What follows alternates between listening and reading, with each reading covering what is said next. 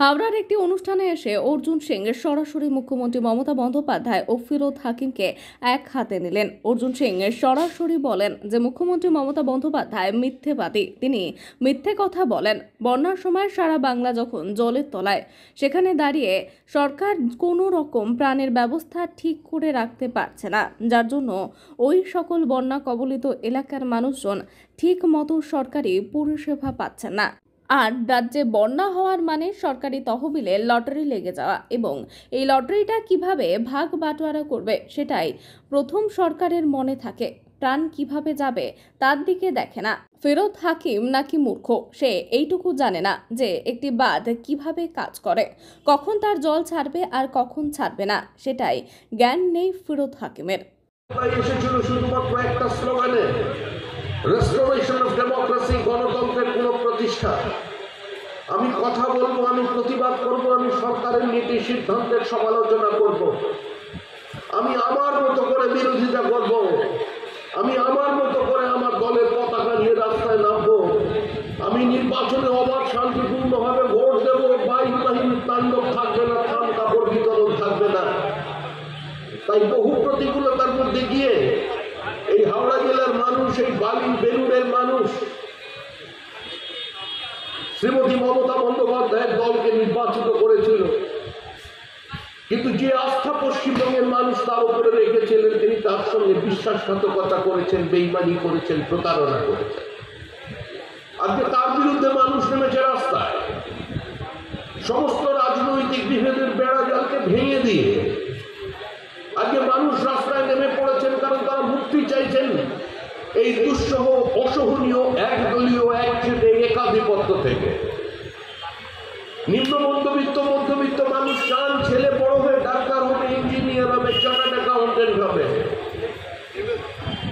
আজকে সেই অ্যাসপিরেশন আহত করে দিয়েছে এই ঘটনায়, মানুষ প্রতিবাদ করছেন। কিন্তু একটা বিষয় আমাদের মনে রাখা দরকার, আমরা একটা গণতান্ত্রিক সমাজে বাস করি। আমাকে কেউ পছন্দ করতে পারেন, নাও করতে পারেন, আমার দলকে কেউ প্রত্যাখ্যান করতে পারেন, ঘৃণা করতে পারেন, কিন্তু আমার দলের কর্মীকে খুন করবার অধিকার কেউ কাউকে দেয়নি। 2021 সালের 2রা মে থেকে 27 দিনে আমাদের 56 জন কর্মী খুন হয়ে গেলেন। 27 জন আমাদের বোন, আমাদের সঙ্গে একসঙ্গে রাজনীতি করেছেন, নির্বাচনে অংশগ্রহণ করেছেন। 27 জন মহিলা গণধর্ষিতা হয়ে গেলেন। ত্রাণ মানুষের কাছে পৌঁছচ্ছে না, সরকারি কোনো রকমভাবে সাহায্য পাচ্ছে না। মানুষ ওখানে ক্ষোভে ফেটে পড়ছে, খেতে পাচ্ছে না, শুতে পাচ্ছে না, জল পাচ্ছে না, ওষুধ পাচ্ছে না। এ ব্যাপারে কী বলবেন? দেখুন, পশ্চিমবাংলায় যখনই বন্যা পরিস্থিতি আসে, এই সরকার একটা লটারি পড়ে। এই লটারিটা সবসময় সরকার নিজের ভাগ বটোয়ারা করে না। এবার বন্যা আসার পরে সরকারের ভূমিকা কোনো বন্যাতেই থাকে না।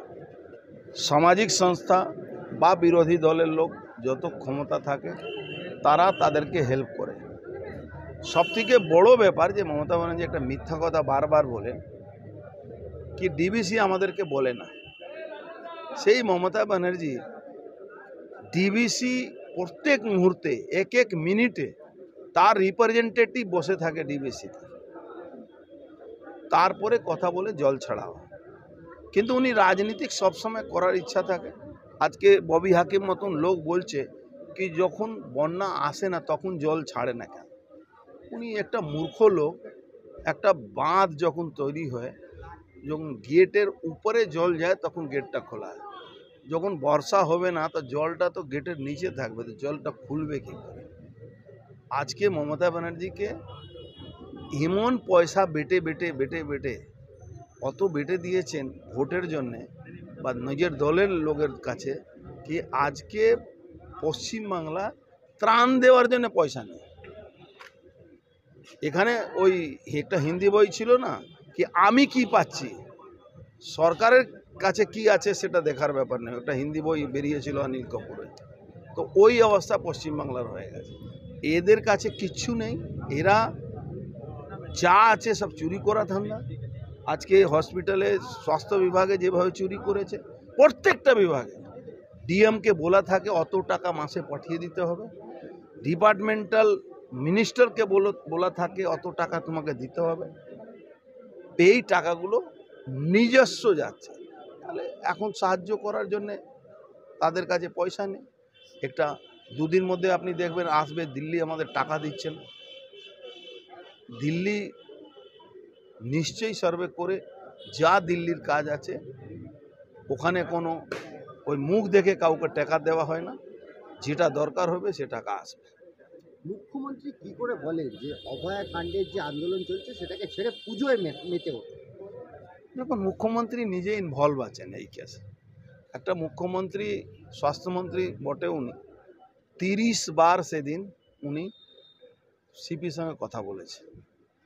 কথা আসামি ধরার জন্য বলেননি, কথা বলেছেন এই কেসটাকে কিভাবে লুটপাট করতে হবে, কিভাবে তথ্যগুলোকে শেষ করতে হবে, কিভাবে কেসটাকে ধামাচাপা দিতে হবে, সেই জন্যে উনি এই কথাটা বলছেন। প্রতিবাদীদের লেখাগুলো মুছে দেওয়া হচ্ছে, কি বলবেন এটা? যে প্রতিবাদ করছে রাস্তার মধ্যে কর্পোরেশন কলকাতা মিউনিসিপ্যালিটি মুছে দিচ্ছে।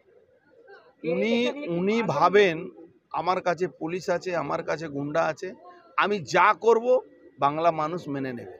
কিন্তু বাংলার, বিশেষ করে বাঙালি যারা ভাষাভাষী জনমানস আছেন, যারা মেয়েরা, ছেলেরা, বয়স্ক মানুষ, senior citizen, doctor, engineer, professor, যে সমাজের আর্টিস্ট যেভাবে মাঠে নেমে প্রতিবাদ করছেন, ওনার ভয় হয়ে গেছে। এই প্রতিবাদ শব্দটাকে মুছে দেওয়ার চেষ্টা করছে, কিন্তু প্রতিবাদ শব্দটা এই বুকের মধ্যে আছে, এই প্রতিবাদ শব্দটাকে মেটাতে পারবেন না।